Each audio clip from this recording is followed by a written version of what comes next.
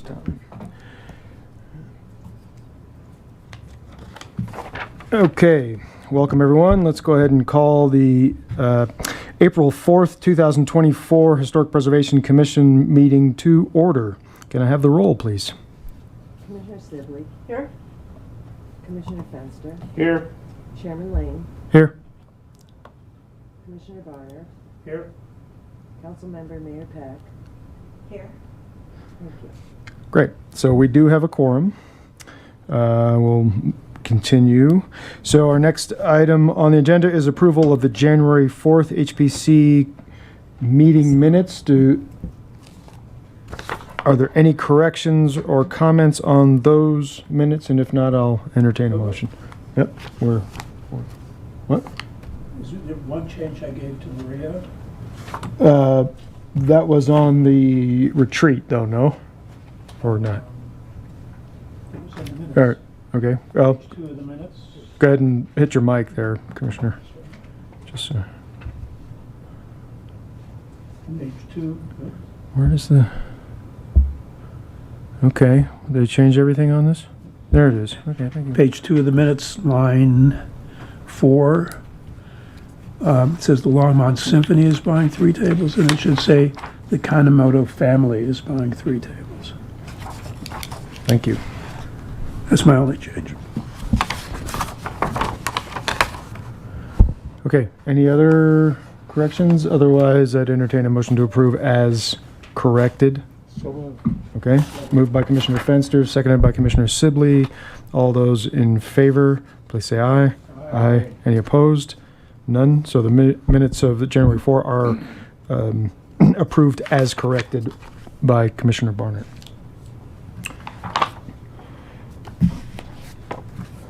All right. Next, we have approval of our March 16, 2024 retreat minutes. And are there any corrections or comments on those? Seeing none, I'll entertain a motion to approve. So moved. And I'll second. Okay. Moved once again by Commissioner Fenster and seconded by Commissioner Sibley. All those in favor, please say aye. Aye. Opposed? None. The March 16 retreat minutes are approved. Thank you. Okay. Report from the chair.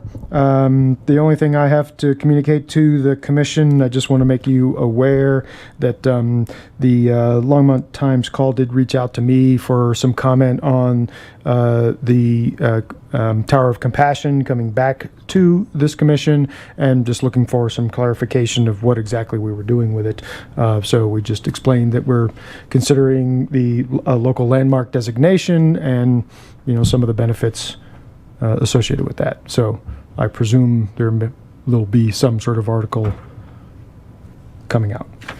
But just want to make you aware that I did speak to that issue publicly. Okay. Next we have communications from HPC staff liaison. Good evening, members of the commission and Chairman Lane. Yes, the Times Call also reached out to the city on that particular topic as well. So I know our communications team was pulling together some information since they had some park specific questions as well. So yeah, I do anticipate there being an article in the near future, very near future, about that. So related, I have a few items on my agenda. First, we do have a few guests with us this evening who will be speaking under the new business section. We have Lindsay Flewellen. I will always botch your name. I do apologize. Okay, from History Colorado, who is going to talk to us a bit about the certified local governments and kind of give us a little overview and update on those things. We'll talk a little bit about our quadrennial CLG review that we'll be going through this year. We also have Ozzie Tarrant and Carrie Sheehan from the city who will give you an update on the Firehouse Arts Center restoration work. So related to the Tower of Compassion, last Tuesday at their city council meeting, city council did direct staff to pursue landmark designation for the Tower of Compassion. So Staff will be working on that in the next month or so. So I would anticipate, realistically, we'll probably bring that to the commission for consideration at the June meeting. We'll shoot for the May meeting, but just in the interest of managing expectations and being realistic about workloads, I think June's probably realistic. May is optimistic, but we'll see what we can do for that. But we are going to be getting that ball rolling. Few other items. Historic Preservation Month in May. A proclamation will be made at the April 30th City Council study session meeting. So I would invite and encourage members of the commission to be there for that. So there will be that official announcement of Historic Preservation Month, doing it April 30th, so we can get ahead of the full month. Boards and commissions, we have an April 19th deadline for the boards and commissions applications. Currently, we do have one applicant in the queue, so once that deadline closes, once that deadline is passed, Maria and I will see what we have in terms of applications and be in contact with Commissioner Lane to discuss interview process and getting that ball rolling. The interviews need to be done during the month of May, since council takes it up in June. Let's see, I know Historic Eastside Neighborhood Association conservation overlay is a topic that this commission has been interested in. We will be providing an overview of the purpose, process, and status to City Council at their April 23rd meeting as a general business item.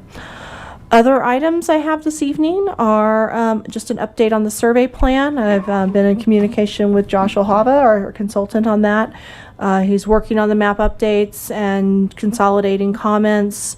The background write-up is in progress. I should have a draft in the next week or two, so I should have something in the next packet, hopefully, for this commission to review possibly. And then they are anticipating getting out for their windshield survey, to kind of ground truth a lot of the information, probably in May sometime. So just trying to do some schedule coordination on that. So that's where we are on that one. So there is movement on that particular project. So that's what I've got for today. So I do have another item under new business, but then I will discuss that item then. Okay, great. Thank you. Commissioners, any questions for staff at this point? Thanks for a thorough rundown. You got everything on my list, so I appreciate that.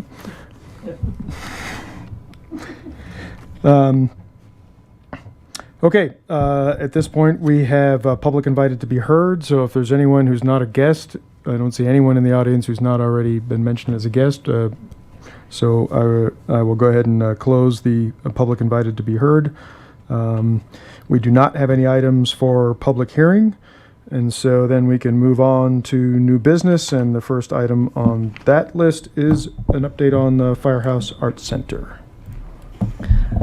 Hey, good evening again. I'm going to bring Ozzy Taryn and Carrie Sheehan for their special projects coordinators, and I will always get your titles confused, but they handle all of our CIP projects and special projects and a lot of that. So they are going to talk to you a bit about what's going on at the Firehouse Arts Center. All right, thank you. Welcome. Thank you. No, that's on. Now you can hear me. As Jennifer said, my name is Carrie Sheehan, and this is Ozzy Taryn, and we are both project managers for the city. Ozzy also plays a role in the building department as well. And we both just finished up the Callahan House restoration, which is why we got this project as well. Just again, we had that experience. So we're here today just to talk about the rehabilitation and restoration of the historic firehouse. So let's see. There we go. So what we're doing for this project is focusing on the exterior of the building. All the work that is going to be done is going to be to maintain the building's 1907 appearance. And that's obviously when the building was originally built. And we're also going to, which I know is important to you all, we're going to maintain compliance with the Secretary of the Interior standards for the treatment of historic properties. So I want to make sure that you are aware of that. First, we just want to go through a little bit of the scope of work. All of the work is actually, like I said, is going to be done on the exterior. One of the highest priorities for us is the window frames. If you have driven by or you could just look at these pictures, these are in desperate need of attention. So what our plan is to repair, restore, and rebuild, if necessary, the existing window frames and sashes. If there are some glazing that may need to be replaced because it is broken, so we will do that as needed. Install new weather stripping, replace the weight ropes in the windows, and then get it wrapped up with wood prep and painting. I know that someone was concerned about the bid that we had put out that did mention the replacement of the windows. That is not our goal at all for this project, but if there is a case where we may need to replace a window, we'll bring that to you first. I was hoping to have something to show you, but we don't have bids back yet. But again, last resort, and I think that by putting that in our bid is also going to help us weed out contractors, because anybody who has done this historic work before will know that that is not something we should be doing. So I think that's going to help us out with contractors as well. Do you have anything else on the windows? No. No? Okay. The next thing that is on our list is the exterior doors on the north and the west side. Then this work is just to repair or replace the deteriorated wood, and just removing the hardware and repainting. And when I talk about repainting it throughout this, it's all repainting to the same color that it is right now, so we're not changing colors. The next thing we're going to do is the exterior trim on the north and west sides. The crown molding on both facades will be rehabilitated. It will not be replaced. It's either rehabilitated, restored, and then reprimed and painted. We're going to take a look at the deck also. Since it is a newer deck, it's been only about 15-ish years old. It's in pretty good shape. So the plan for this is just to scrape the paint on the deck, the balusters, the railings, and then on the west facade as well. And then treat it and then repaint it. So again, just get it cleaned up so that it looks a little bit nicer than we've got right here. The parge coating, which is on the west side of the building, that white, kind of that white paint, is peeling and cracking. So what we are going to do here is remove the existing coating and then replace it with two coatings that do have fiberglass in it, and then repaint it again that existing color. One complaint that we do get from staff, and I know this is a concern of yours also, is the lighting around this building. Since there were no fixtures on the original building, I've done a lot of research on this. There were no fixtures on the original building.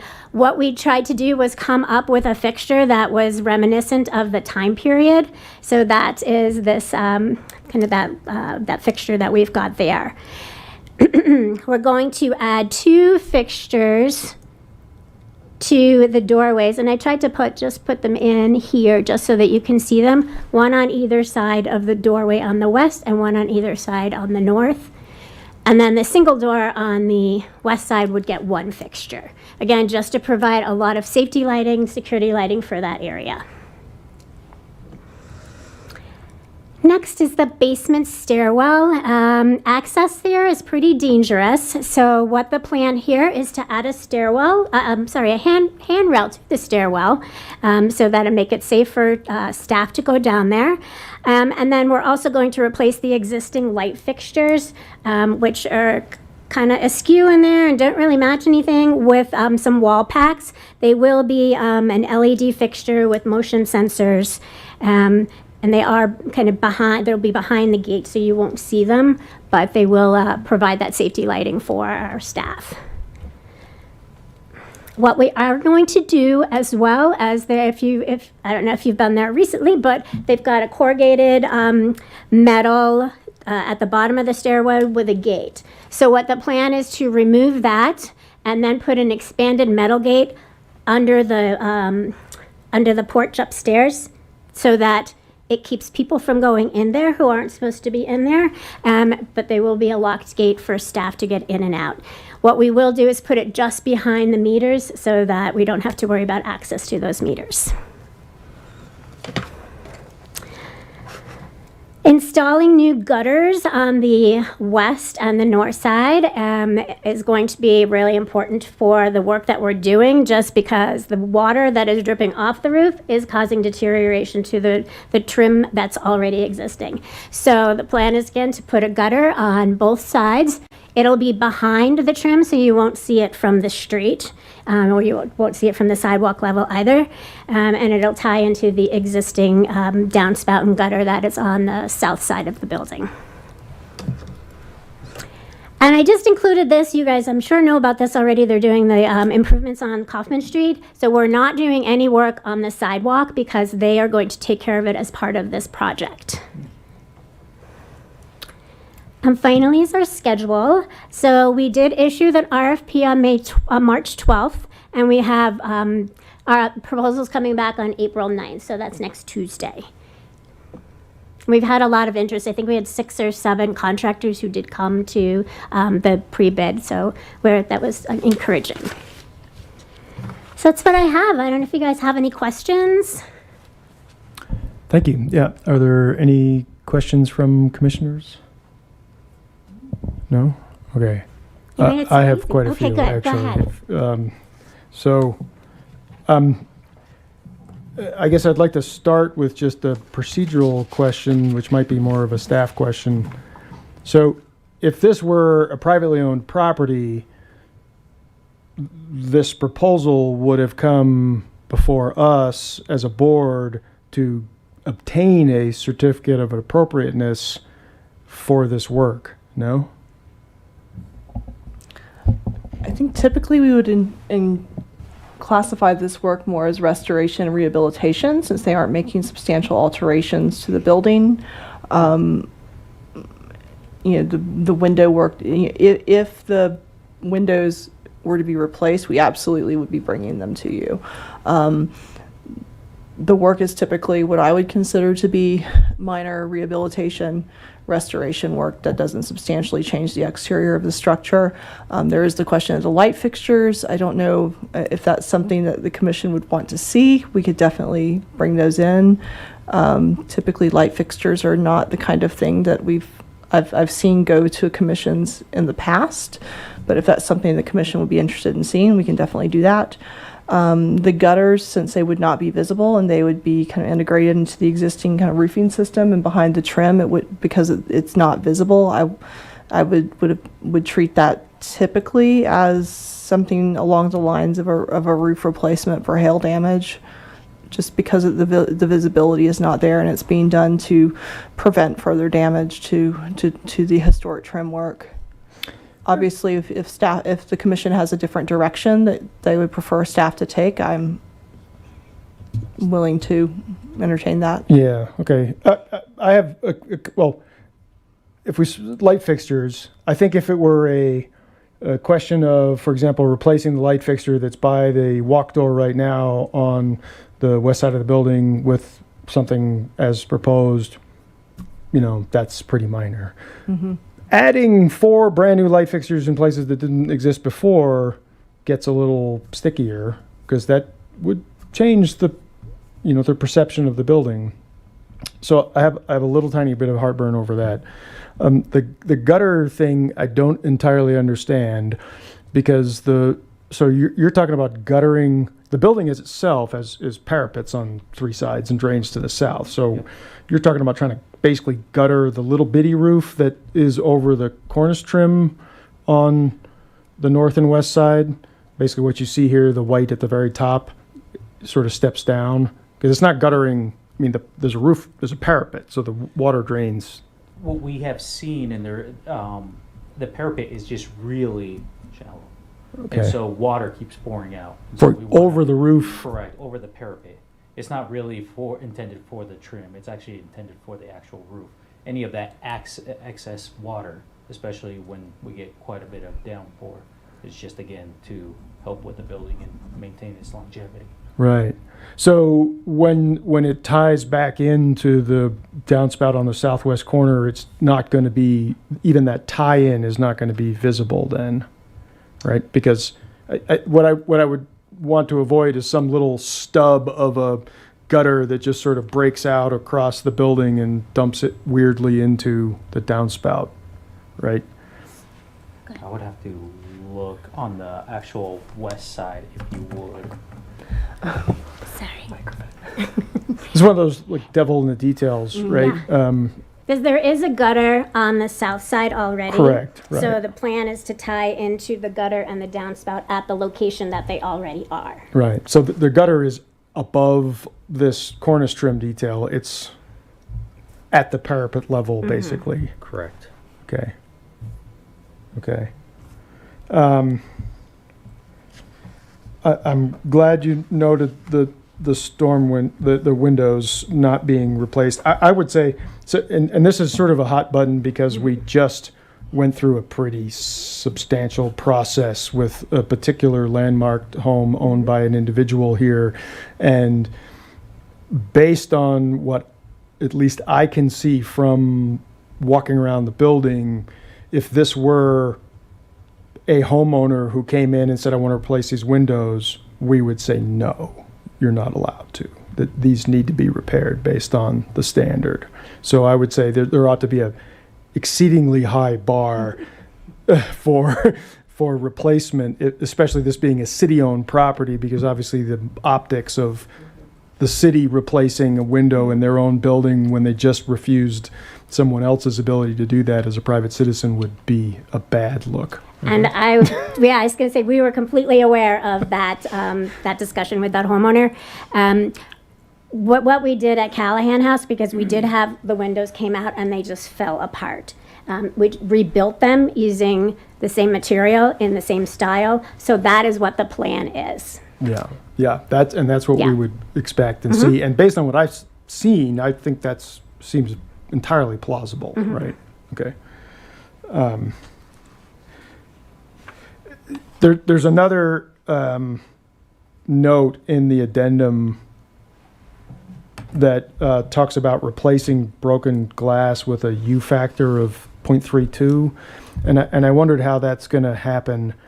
If you're replacing single pane glass, aren't you just going to need to replace single pane glass, or is there places where there are insulated glass panels in there? So with that, we wanted to, there's some areas that have this wire mesh, and those Right. are the areas that if we needed to, we would do it with that 0.32.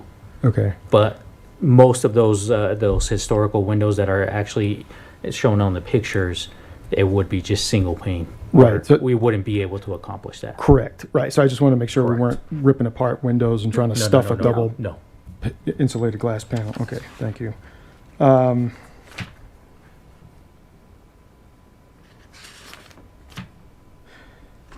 There was also a question in the addendum about, and you mentioned this, so I just want to clarify. In the addendum, it says clarify whether the replacement of the crown trim above the west and north doors would be acceptable, and the response was yes, using a species match, but I would tend to say no, that it's not. Again, the material should be repaired, not replaced, based on its condition, unless it's really mush. That's what it is. Just in case we take it down and it falls apart, then Okay. it needs to be replaced with the Okay. like. Okay. Okay. And But so- otherwise, it's just, it's Right. restoring what is there. Right. I just want to Yep, make sure of that course. we're again, this is a city-owned building. We need to be, adhering to the highest of standards, right? Because we hold other people to them. We ought not to be too lax in, oh, well, yeah, sure, if you want, if it's easier or it's cost-effective to replace it, that's not enough, right? We want to make sure that we're emphasizing those standards. Okay.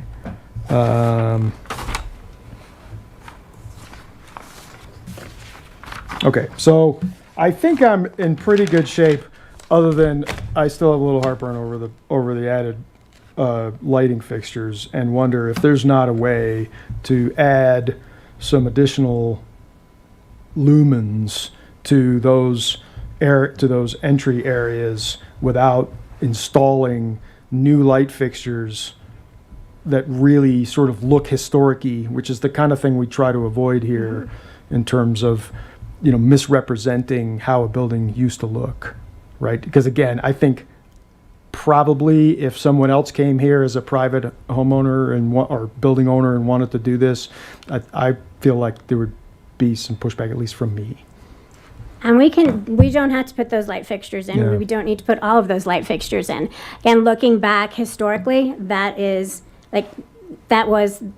the design back in the 1900s, was the lights on either side. We don't have to do that. Just hearing comments from staff is that they want as much lighting out there as possible. Again, that sidewalk could get dark, especially with those little jelly jars that they have out there. Right, and I can see that Yeah. 100%, right? But maybe, I guess I would encourage you to look at an alternate solution that maybe finds a way to add lighting in a way that maybe just isn't visible from the street. Like, I think it would be okay to add, you know, an LED fixture in the cornice somewhere, you know, at the lower trim, like in the Shining door down. openings, right? That just shine down and lit and wasn't visible from the street. And so that the view, when you look at an old, because you're going to see this historic picture, right? You've got one right up on the screen. You look at that picture, there's no light fixture there, right? You can light it without having that light fixture added. And I think that would be a much better scenario. That would be my recommendation. We can surely look at that. Thank you. Yeah, I of do course. appreciate you listening to all of my detailed comments. Great. All right. Now I've opened the floodgates here. Sorry. Let's see. Commissioner Barnard, let me get to you first. Here. Go ahead. I'm just curious, because we were talking about it. In the old picture, in between the two fire trucks, straight up, is a triangular thing. It's a bell. Is that a bell? It's a little bell. And that was for ringing the bell. Okay? Yeah. Letting them know there was a fire. Or somebody rang the bell and everybody ran into the fire trucks. Okay. It looked like a bell. Yeah. I was wondering if it was a bell, or maybe you could put a bell up there with a light in it.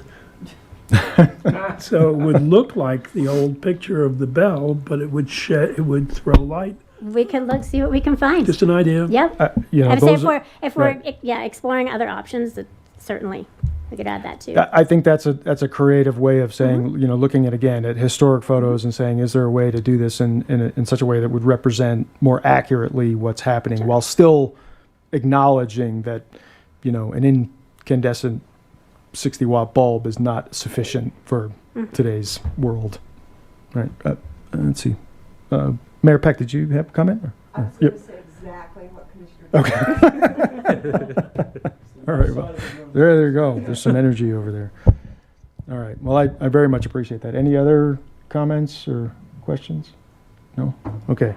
Thank you for coming down here and bringing all this to our attention and again, allowing me to voice some thoughts. Yeah, totally. And if you guys run into any questions or any problems, just give us a yell. We're always around. Okay. Thanks. Thank you.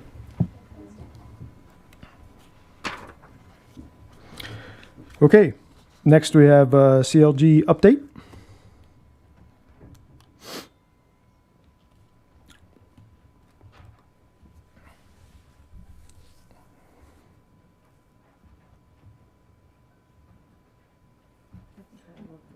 Idea of the halogen. I love the idea of the halogen. I should have said that. Well, hi everybody. I'm Lindsay Flewelling, the Certified Local Government Coordinator at History Colorado, and thanks for having me. I was just going to say a few words about the CLG program and some of the benefits and responsibilities, and then a couple of other things that we have going on at History Colorado currently. But essentially, the Certified Local Government Program is a partnership program between the National Park Service, the State Historic Preservation Office, and your local government preservation program. So the certified part is that the Park Service and the SHPO have certified your program as fitting in with federal and state parameters for preservation programs. My understanding is that Longmont was our first CLG in Colorado since 1985. There are currently 67 CLGs in the state, and then about 2,100 nationwide. So we have a pretty robust program for a state of our size. For the benefits of the CLG program, the big one is the CLG grants. The State Historic Preservation Office has some federal funding that we're required to subgrant to our certified local governments each year. So we, since we have the State Historical Fund to provide a match, are able to offer no match grants to our CLGs.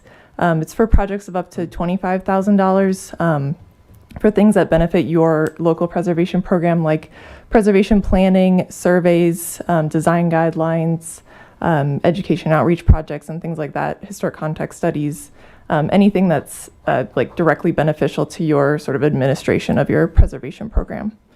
Those are due every January, like 15th or the nearest Monday or Tuesday, if it falls on like the day after Martin Luther King Day. But the applications for that come out in October, and I'm always happy to talk about potential grant projects if you have any ideas. CLGs are also able to apply for National Park Service grants for historic preservation. They have some survey and like nominations grants that they offer, but they also offer physical construction grants as well. It's just a little bit more of an intimidating application process, unfortunately. Grants.gov is not the most user-friendly, but they do have great programs that CLGs can apply for. And then the other big benefit is that your locally landmarked properties and contributing properties in local historic districts are able to get the state residential and commercial tax credits, which are currently at 25% of qualified rehabilitation expenditures. And the residential tax credits Jennifer reviews, so your property owners can just go to her for a sort of a one-stop shop on those tax credits, and then any commercial properties would come through our office, and Sarah Kappel's our tax credit and incentive specialist. And then, of course, they're also eligible for state historical fund grants if the property has a public benefit. Along with that, there's access to training. We have scholarships for Saving Places and NAPC Forum and some other educational opportunities every year. And then I also do a monthly webinar series on different topics in preservation. I think the one this month is on defensible decision making and commission member ethics. And then we'll have one next month on Colorado Main Streets and CLGs.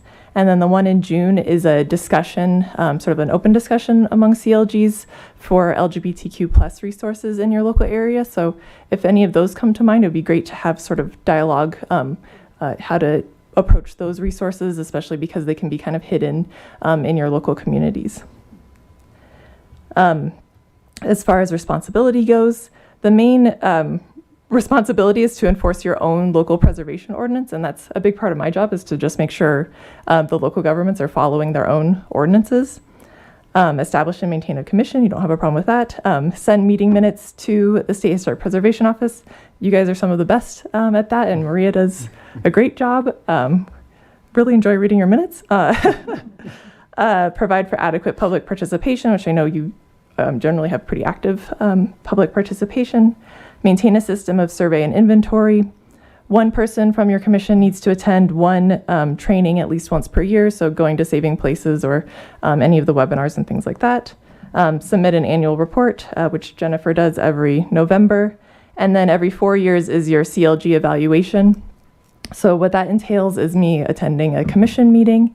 After this, I'll schedule a staff meeting, and we'll just talk about the preservation program and sort of the direction that you're going for the next couple of years. And then I also review all of the minutes that we have on file for the last 4 years, any annual reports and other things that we have on file at History Colorado. So with that, that's essentially the benefits and responsibilities for the CLG program. And then I also wanted to mention our Colorado Heritage for All program that we have going on right now. The goal is to get 150 sites on the state register that are associated with underrepresented communities by Colorado's 150th birthday, which is in 2026, so very soon. But I know that our state and national register historian who actually grew up in Longmont, so he's pretty familiar with the different resources here. Yeah, that's great. So he's coming by next week. But yeah, he is really interested in the Tower of Compassion and the Buddhist temple as resources associated with underrepresented communities. And then I personally am really interested in knowing if there's any resources associated with the sugar mill workers. We talked to Boulder County staff, and they weren't aware of any like neighborhoods or other resources other than the actual sugar like mill site. But if there is anything, I know like both Greeley and Fort Morgan and then also Montrose have like residential neighborhoods that were associated with workers. So I just think it's really cool. I can see these patterns across the state, and I just get excited about that. So but yeah, I'm here as a resource for you. If you ever need anything, feel free to reach out or have Jennifer reach out, and I'm happy to answer any questions. Great, thank you. Any questions from commissioners? Yeah, Mayor Peck. Thank you. I'm really happy that you mentioned the sugar mill area. And probably the commissioners can answer this since I'm pretty new to all of this. Is the exterior of those buildings considered historical? I know the interior is going to be redone, but I would think so. I mean, I've only right. Seen it driving by and stuff, but you could certainly have a determination of eligibility on those from our state and national register historian. Okay, that might be worth looking at. Thank you. I'm sure he would be excited to do anything in Longmont. Good. Thanks. Commissioner Barnard.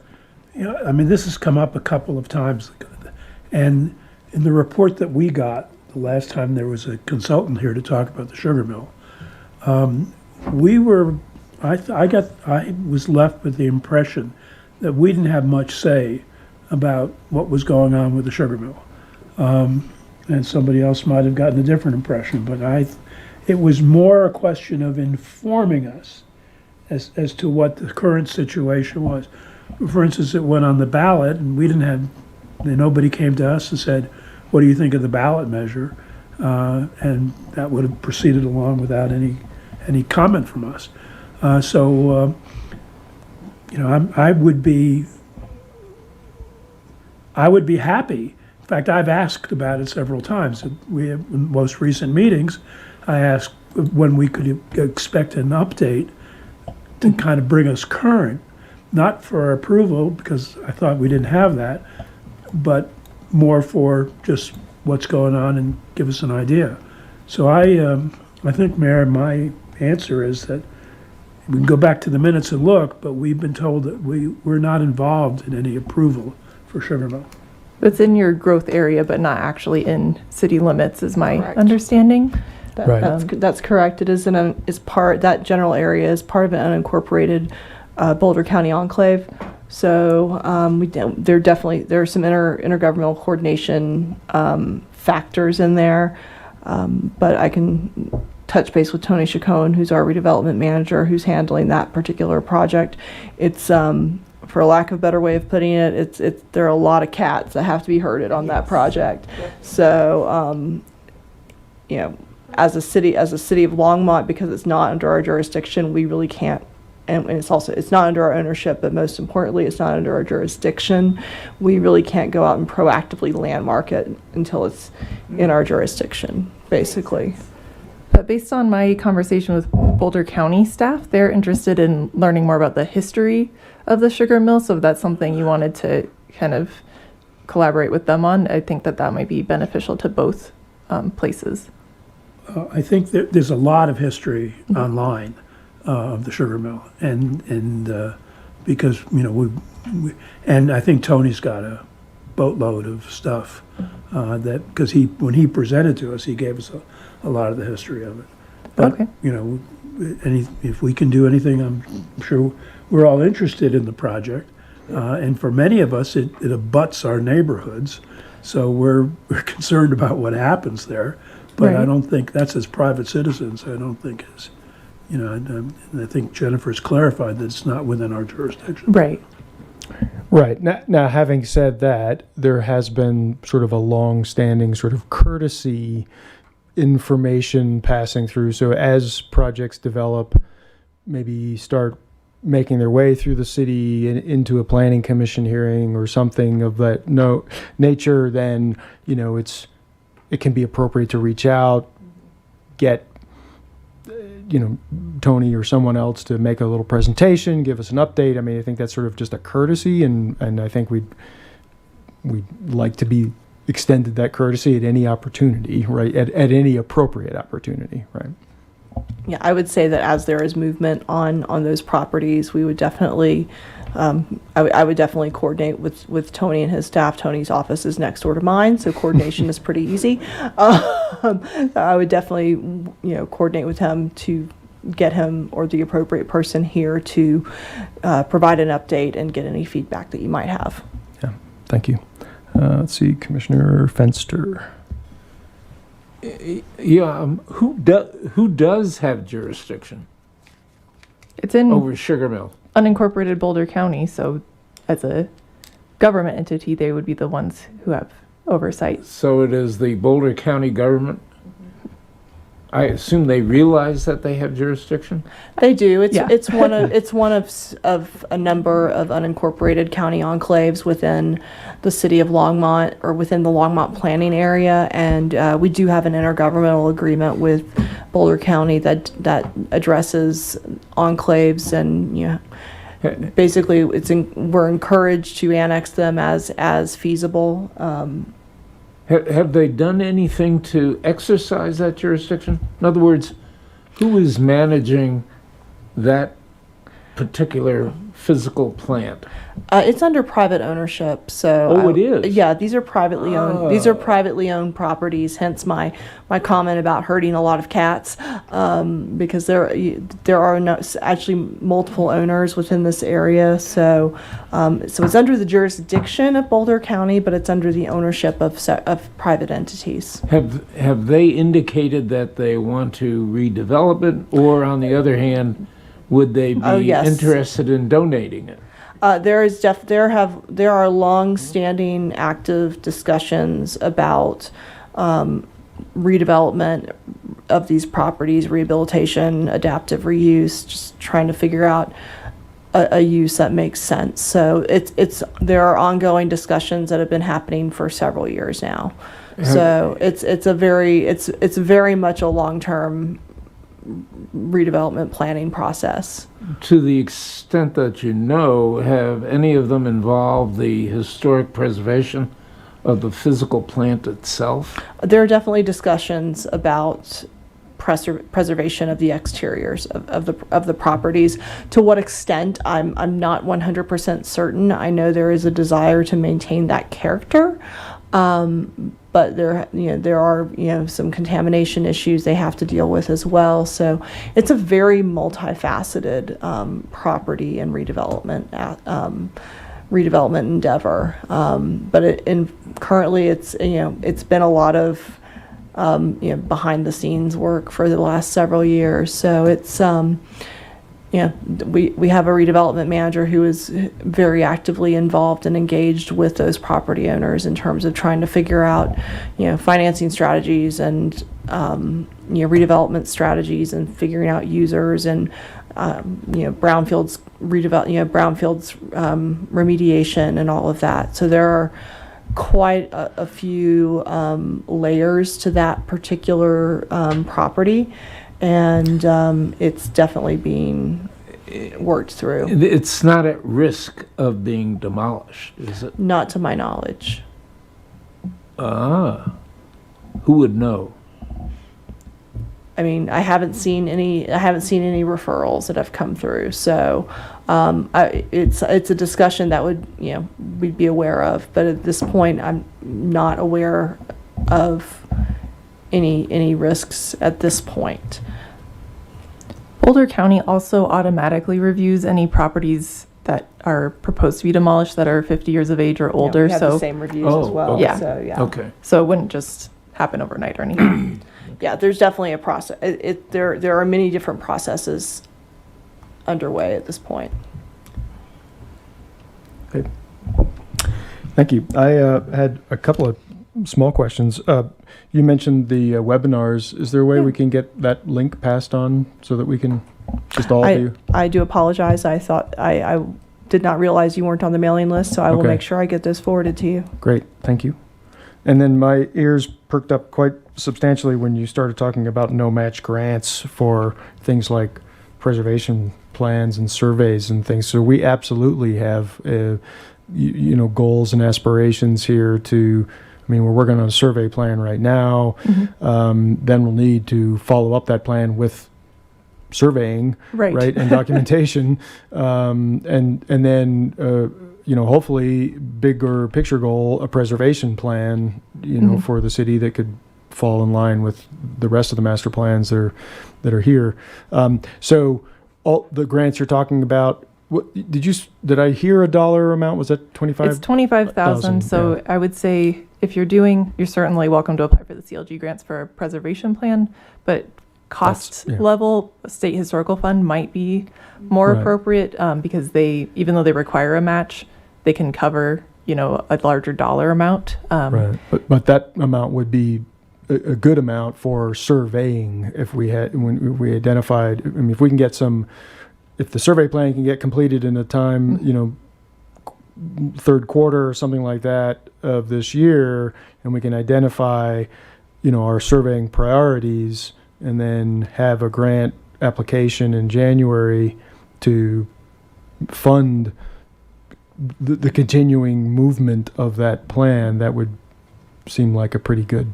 Yeah, that would be great. And certainly match. in your Yeah. grant application, right, our number one priority was this project.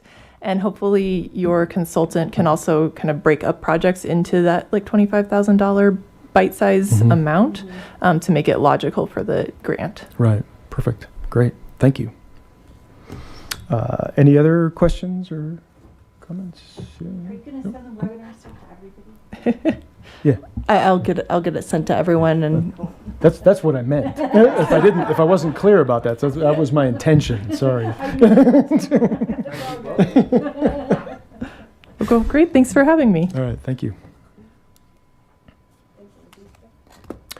Okay. And then last item of new business would be a discussion about solar panels as they relate to sustainability in historic preservation. yeah. So this was an item I talked with Chairman Lane about. We had a proposal. I had an inquiry last month from a homeowner who was interested in doing a solar roofing system on an accessory building in their property. They've since decided not to do that and just do a standard roof, just do a regular re-roof. But given the discussion topics at Saving Places conference this year, given that I don't think that's going to be the first time that we're going to have such a request, there's an increasing push for sustainability for renewable resources. I wanted to just, I don't want to say plant the seed, but start the discussion among the commission as far as if we get these requests in, how do you prefer to handle them? Because we don't have anything in our code specifically, and we don't have our own guidelines. So I included some sustainability guidelines from the Secretary of Interior relating to sustainability with a section on solar panels in your packet for this month. Really as to provoke some thoughts, as it were, like if it's the opinion that this commission should just follow those Secretary of Interior guidelines, do we want to develop our own? I think one of the interesting, and I don't want to say challenges, but one of the interesting features is that there's so many new products coming out now. So it's not just the, big slab sitting on your roof, but what I've seen from City of Denver, from the Secretary of Interior standards, from a few other places is typically the regulation of the panels has more to do with the location and the projection, as it were, on the roof, whether or not it's visible from the street. So that's really something I just wanted to bring to the commission's attention and just have some discussion about and get some feedback. Great, thank you. Commissioners, any thoughts or additional questions? Right. Commissioner Barnett? Just because I don't believe in reinventing wheels, I'd be very comfortable if we wanted maybe have a presentation on the Secretary of the Interior's guidelines, and then after the presentation would be supportive of a motion to use them going forward.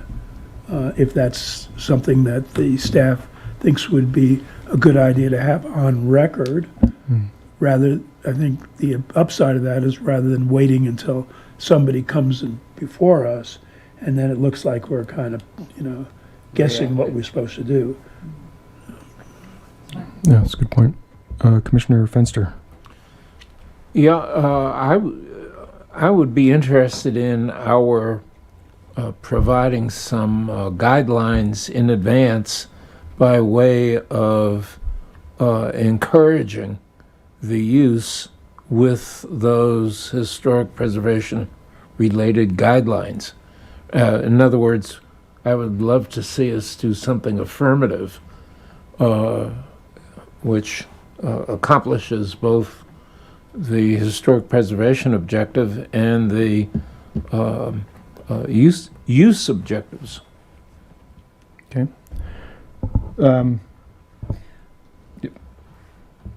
Commissioner Sibley? Yep.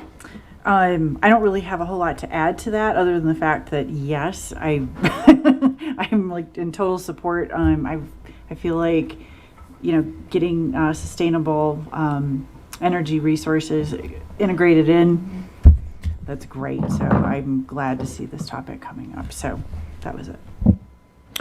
Yeah, so I'm wondering, I'm also in favor of keeping things simple. If we've got guidelines from, the Interior Secretary standards, which we seem to have, then that's how we judge everything else, right? So, but perhaps it's worth creating, for lack of a better word, a little flyer, right? Like when sometimes in building departments and probably, even planning departments, you have little, right? You have little 1-page or 2-page diagrams that sort of illustrate commonly encountered issues, right?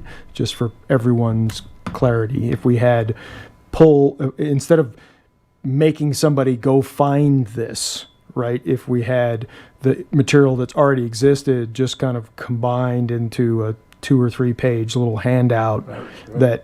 that you can send an email to somebody who says, I'm thinking about solar, and you could shoot them that little document and say, this is what the Secretary of Interior standards say about it. So if you need to comply with that, and the HPC would end up being the judge if it even needs to come here. So for example, there's a building like the firehouse. I guess the parapets are really small on that. I didn't know that.